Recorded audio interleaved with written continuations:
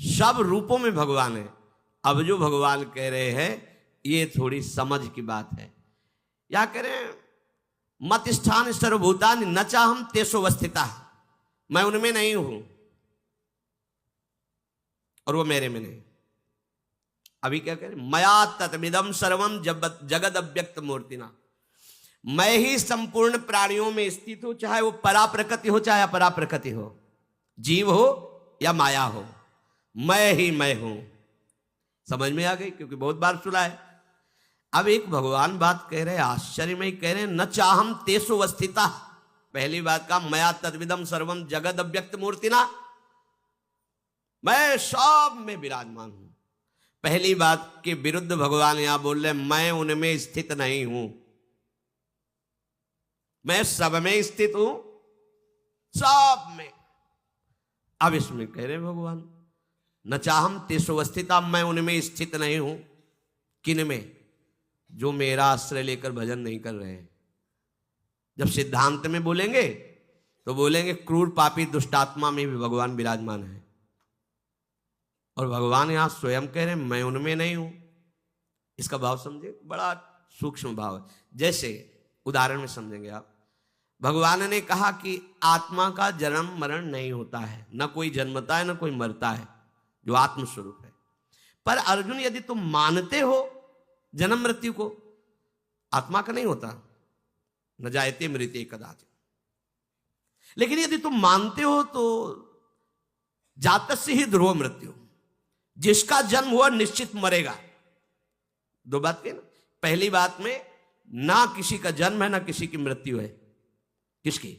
जो आत्मस्वरूप में स्थित है उसको यह अनुभव होगा। लेकिन जो शरीर में स्थित है, जो जातस्य ही ध्रुव मृत्यु, वो जन्मा मरेगा निश्चित। अब यहां बात समझो, पहले शब्द में भगवान बता दिया कि मैं सब में हूं। अब फिर कह सकते कि जब भगवान हम में है तो हमारे कल्याण में अब कमी क्या हो सकती? भगवान ही आकर विराजमान है। भगवान कह मैं उसमें नहीं हूं। किस बात में? समझना होगा। यदि मैं उसमें स्थित होता तो जो परिवर्तन उसका होता वो मेरा भी होता। मैं तो अविनाशी हूं और वो स्थित है विनाशी शरीर भाव में, तो मैं उसमें नहीं हूं। उसके भाव में मैं नहीं हूं, इसलिए मैं नहीं हूं। सूक्ष्म भाव समझना।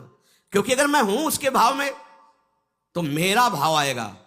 मैं अविनाशी हूं तो वो अविनाशी होगा, मैं चिदानंद हूं तो चिदानंद होगा। ये सब मेरे लक्षण उसमें नहीं है। क्यों? क्योंकि वो विनाशी शरीर भाव में, इसलिए मैं नहीं हूं। होते हुए भी मैं नहीं हूं। आत्मा का जन्म मरण ना होते हुए भी जन्म मरण होता है। ये गूढ़ विषय पवित्र बुद्धि में समझ में आएगा। उसका परिवर्तन होता है तो मेरा परिवर्तन होता है, उसका नाश होता है तो मेरा नाश होता है, उसका अभाव होता है तो मेरा अभाव होता है। लेकिन मेरा ना कभी अभाव होता है, ना परिवर्तन होता है, ना नाश होता है। क्यों? क्योंकि मैं उसमें हूं ही नहीं। किसमें? जो मेरा आश्रय लेकर के भजन करते हैं उनको ये अनुभव आएगा कि मैं उनमें हूं, वो मेरे में है। और जो मेरा आश्रय नहीं लेते, भजन नहीं करते, तो वो किसका आश्रय लिए? परिवर्तन विनाशशील शरीर संसार का। इसलिए मैं उनके भाव में नहीं हूं। तो भाव में नहीं तो नहीं है। हमारे भाव में भगवान नहीं तो कहीं भगवान नहीं है। वो दुष्ट नीच पापी ऐसा दर्शन होता है। हमारे भाव में भगवान है तो सर्वम खलविदम, सब जगह भगवान। बात समझना, मैं नहीं उनमें। तो कहते परिवर्तनशील अगर शरीर है, पंचभूत है, तो पीछे तो भगवान ने कहा कि अपरा प्रकृति भी मैं हूं, तो पंचभूत भी तो भगवान है। तो बोले वो मानता कहां है? वो मानता का उसके भाव में नहीं ना, इसलिए मैं नहीं हूं। समझ पाए? होते हुए भी भगवान ने मना कर दिया कि मैं नहीं हूं। बोले भगवान क्यों नहीं देख रहे, उनको क्यों नहीं बचा रहे? क्योंकि वहां नहीं है। नहीं है तो सर्वम, सब जगह भगवान। तो वो मानता कहां है? उसने पुकारा कहां? उसने भजा कहां? इसीलिए सब हो रहा है। ये बड़ा सूक्ष्म विषय है। तात्पर्य है परिवर्तनशील नाशवान अभाव में यदि तुम्हारा भाव है तो भगवान तुम में रहते हुए भी तुम में नहीं है उन्हीं की धरा में हो, पर तुम्हारे भाव में नहीं रहा तो नहीं है भगवान। जैसे शिल्पिल्ले बाई को कोई आकार विग्रह नहीं दिया था गुरुजी ने, ऐसे पत्थर को टुकड़ा दे, प्योर पत्थर, कोई आकार नहीं, और कहा ये तुम्हारे भगवान श्याम सुंदर है।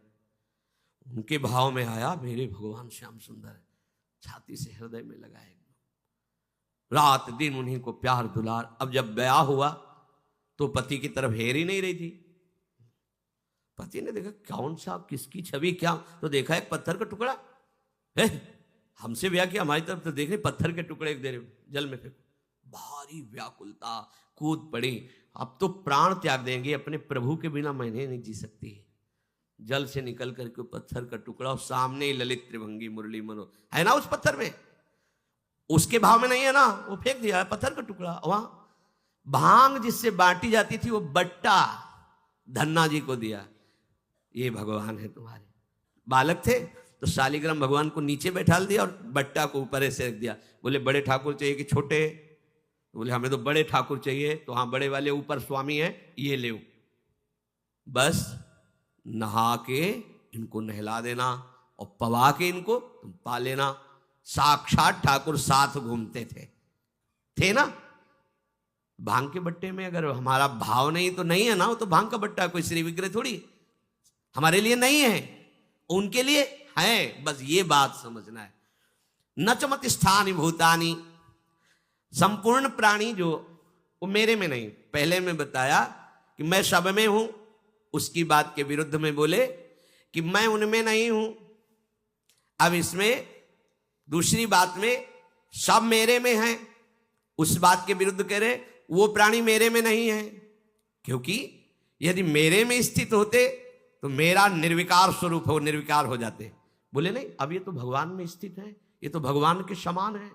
क्योंकि भगवान में स्थित नहीं है, वो विकारों में स्थित है, इसलिए भगवान कह रहे वो मेरे में स्थित नहीं है, मैं उसमें स्थित नहीं हूं। प्रभु जैसे निर्विकार हैं वैसे ही वो निर्विकार हो जाएगा। प्रभु जैसे परमानंद में है वैसे वो परमानंद हो जाएगा। प्रभु सब काल में, सब समय में, सब व्यक्तियों में है, तो ऐसे ही उसको अनुभव हो जाएगा मैं ही सब में हूं। जो यहां सो सारे जगत में भेद खत्म। तो मैं उनमें स्थित नहीं हूं, वो मेरे में स्थित नहीं है। कौन? जो प्रभु से विमुख हैं। प्रभु हैं सब में, पर जिनके अंदर प्रभु का भाव नहीं है तो प्रभु वहां विराजमान होकर भी कहते मैं वहां नहीं हूं।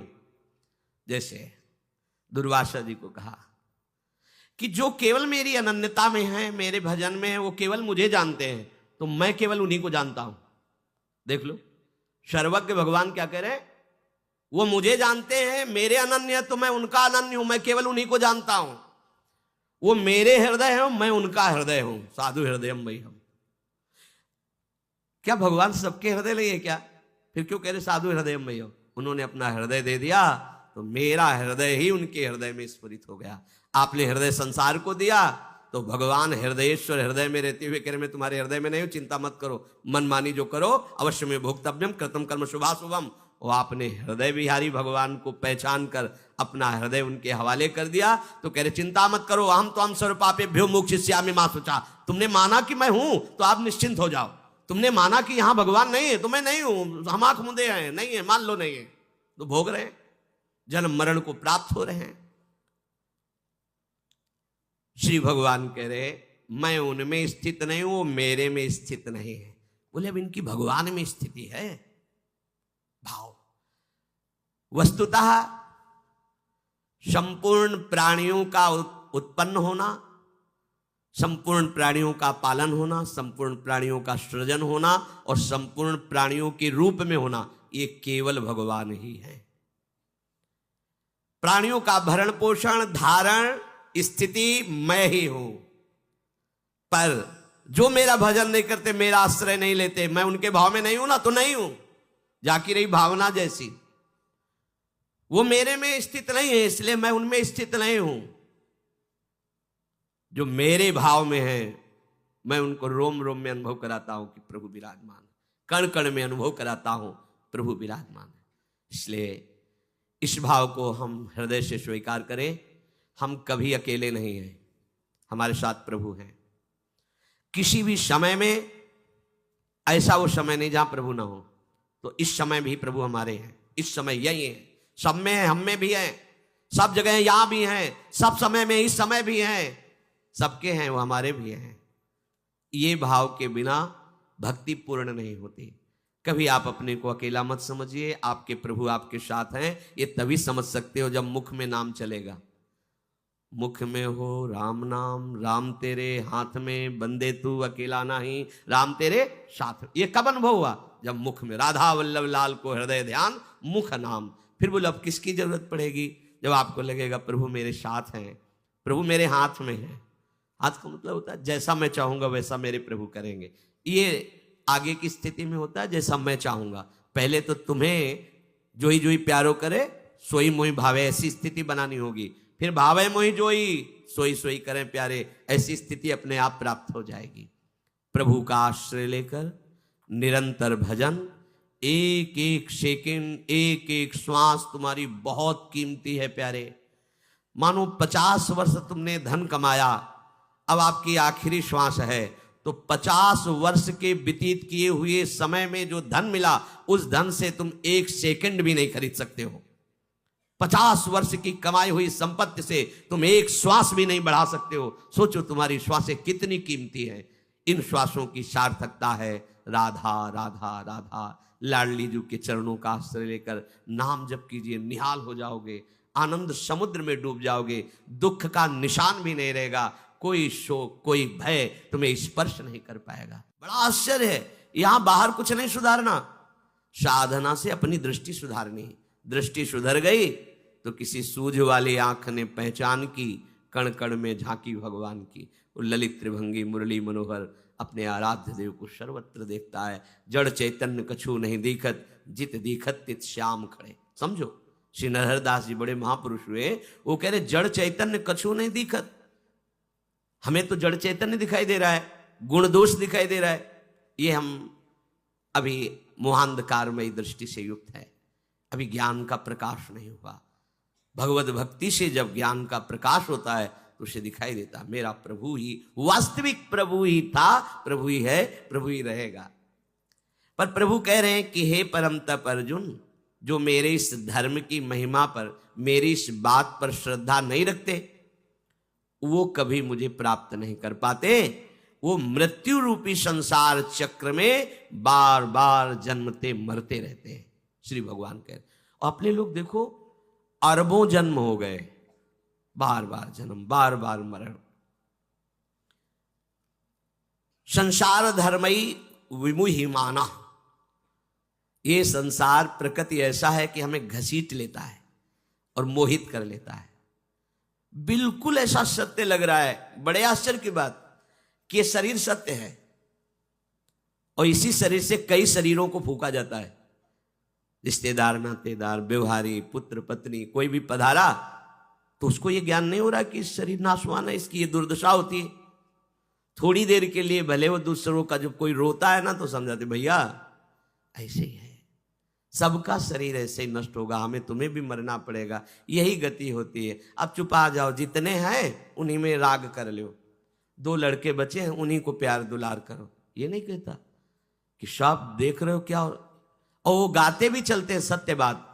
कहते हैं राम नाम सत्य है, सत्य बोलो मुक्ति है, भगवान का नाम परम सत्य है। ये सब लोग देहात में यही गाते हैं। जब शव ले जाते हैं तो शव यात्रा में गाते राम नाम सत्य है, पर स्वीकार नहीं करते, केवल गाते हैं। स्वीकार करने के सत्य तो केवल हरे नामई, हरे नामई, हरे नामई भी केवलम, सत्य तो केवल भगवान का नाम, तो जीवन सार्थक हो जाए। पर बड़े आश्चर्य की बात है, ये अपने शरीर को सत्य मानते हैं, कुटुंबियों के स्नेह को सत्य मानते हैं, धन संपत्ति को सुख रूप मानते हैं, उत्पत्ति विनाशशील प्रतिक्षण परिवर्तनशील जगत के व्यक्ति वस्तु पदार्थ घटना को सत्य मानते हैं। कौन? जिन्होंने भगवान की तरफ दृष्टि नहीं की। तो उन्हें फिर बार बार दुख सुख जन्म मरण परिवर्तन ये प्राप्त होता रहता है। जिस योनि में जाते हैं उसी योनि में आसक्त हो जाते हैं, फिर अगली योनि, फिर अगली। कब तक भागते रहेंगे? थक गए। अरे थोड़ा तो विचार करो, कब तक? कोई यहां टिकने का स्थान ही नजर नहीं आ रहा है। माता पिता के चरणों में सर रखकर स्वतंत्र होकर के तो कितने दिन वो अंतर्ध्यान हो जाएंगे। वो किसको हम माने अपना, क्या अपना माने? चलो शरीर को लेकर स्वस्थ है, कब नष्ट हो जाए। कोई एक तो ऐसा होना चाहिए जो मेरा अविनाशी मित्र हो, सदा सदा मेरी रक्षा करे, मुझे सुख प्रदान करे। जब ऐसी मांग होगी तो वो केवल एक निकलते हैं, प्रभु, दूसरा कोई नहीं। पूरी सृष्टि को छानने के बाद एक ही बात समझ में आ जाती है कि केवल एक हमें प्यार करने वाले, हमारे निरंतर समीप रहने वाले, हमारे अहेतुकी सुहृद कृपालु भगवान है, दूसरा नहीं। मृत्यु संसार वर्तमनी, इस संसार में मरना ही मरना है, इसका नाम मृत्यु लोक है, मरना ही मरना। प्रश्न उत्तर में आते हैं, कहते हैं कि भगवान का हमने कभी कुछ बुरा तो किया नहीं, भगवान ने हमारे साथ बड़ा बुरा किया, एक ही लड़का था उसको छीन लिया। अब क्या उत्तर उनको दे, इतने मोहांधकार में फंसे हुए, अब क्या उनको उत्तर दे। तुम्हारा लड़का था, तुम जान पाए? तुम्हारी क्या सामर्थ्य है कि तुम कुछ एक अंगुली की भी रचना कर लो? पुत्र बनाना तो बहुत बड़ी बात है, तुम्हारी अंगुली काट दी जाए, तुम नई उसको प्रकट कर दो तो जाने कि तुमने पुत्र रचना की है। अरे पागल, वो भगवान का ही है, जितने समय के लिए यहाँ जो लीला के लिए आया कि अंतर ध्यान हो गया, तुमने उसे अपना मान लिया, प्रभु को अपना नहीं माना, इसलिए तुम्हें शोक, ये दंड तुम्हें मिल रहा है, ये तुम्हें दुख भोगना पड़ रहा है। भागवत में श्री चित्रकेतु जी के चरित्र में आता है कि उनके बहुत सी रानियां थी, बहुत से में 1 करोड़ रानियां थी। वो संतान के लिए बहुत व्याकुल रहते थे, किसी भी रानी से गर्भ नहीं हुआ, धर्म का आचरण करते थे, संतों पर भाव रखते थे। तो एक दिन देवर्षि नारद जी और अंगिरा जी आए उनके इस मोह का नाश करने के लिए कि तुम पुत्र की जो हठ लगाए बैठे हो वृत्ति, ये ठीक नहीं है। आकर कहा कि राजन, तुम जो उदास रहते हो ठीक नहीं है, ये पुत्र प्राप्ति की चाह का त्याग करो और श्री भगवान का भजन करो। ये कुछ दिन का जीवन है, पुत्र आदि तो एक लौकिक मान्यताएं हैं, लौकिक संबंध है, उनका हमें ज्ञान की जरूरत नहीं इस समय, क्योंकि ममता रत सन ज्ञान कहानी व्यर्थ होती है। जो ममता से युक्त है उसके ऊपर ज्ञान का प्रभाव नहीं पड़ता। मुझे पुत्र चाहिए, यदि आप हम पर कृपा करके आए हैं तो हमें पुत्र दीजिए। तो आपको पता होना चाहिए, यहां सृष्टि की कोई भी वस्तु एक रस नहीं रहती, इसलिए प्राप्ति में हर्ष होता है और बिछोह में शोक होता है। तो आपको पता है आपको भी हर्ष और शोक ही होगा, पर ममता से जो युक्त होता है उसको ज्ञान की बातें समझ में नहीं आती। उनका आप जो कामना कर रहे हैं ठीक है, भगवान की कृपा से उसकी पूर्ति होगी। सबसे बड़ी जो रानी थी वो गर्भवती हुई, संतान हुई, बेटा, बड़ा हर्ष। अब तो जे ही राज दरबार से समय मिलता सीधे भाग के बड़ी रानी के महल में। जो अन्य रानियां थी वो आपस में बैठकर संगोष्ठी की, जैसे रसिकों की संगोष्ठी होती है ऐसे प्रपंचियों की भी होती है कि अब तो राजा हमारी तरफ देखते ही नहीं, बोले आना उनके बेटा हो गया, हमारे बेटा नहीं, तो इसलिए बोले हम सबको राजा की तरफ से दूर करने वाला यही तो है ना बेटा, मार देते हैं, बेटा मर जाएगा तो फिर आगे चलकर हम सबसे प्यार करेंगे, ऐसा ही। तो जो धायमा सेवा में थी तो रानियां ही थी, शासन और प्रलोभन दोनों वृत्तियों का प्रयोग करके उससे कहा बालक को जहर दे दो। दूध में जहर दे दिया गया। कुछ समय के बाद बड़ी रानी अपने बच्चे को लाड़ दुलार करने के लिए गई तो देखा श्याम वर्ण जहर का प्रभाव। अब हाहाकार, राजा व्याकुल होकर चित्रकेतु जी आए, कैसा विलाप कर रहे हैं। जब किसी धर्मात्मा को क्लेश होता है तो महात्मा वहां जरूर पहुंच जाते हैं या उनको महात्माओं का सहयोग दे दिया जाता है, ये भगवान की तरफ से होता है। फिर अंगिराजी और देवर्षि नारद पधारे, कहा राजन तुमसे कहा था यहाँ की प्रत्येक वस्तु जो प्राप्त होती है उसमें हर्ष होता है, और चूंकि नाशवान इसलिए जब नष्ट होगी तो शोक होता है। आप हमारी बात को समझ नहीं पाए थे, अब समझ लीजिए। उनका मुझे उपदेश नहीं, मुझे हमारे पुत्र से बात करनी है, बात करनी है, अभी बुला देता हूं। उस सामर्थ्यशाली महात्मा आकर्षण किया, जीवात्मा उपस्थित, बोले देखो ये तुम्हारे पिता तुम्हारे लिए कितने दुखी हो रहे हैं, आओ अपने शरीर पे आ जाओ। अरे उनका महाराज आप क्यों ऐसी मजाक की बात करते हैं, हमारा बाप है, कई बार ये मेरा बेटा बना, मेरी पत्नी बना, इसको पता है ये मेरा अरे कुछ समय के लिए अपने कर्म बंधन से जकड़ कर इसके पास आया था, मैं इसका पुत्र नहीं हूं। ऐसे कठोर वचनों से बोले कि राजा को होश हो गया। अरे मैं जिसके लिए इतना रो रहा हूं, हाय हाय कर रहा हूं, कैसे बोल रहा है। अंतर्ध्यान जीवात्मा। बस उसी समय उनको वैराग्य हुआ।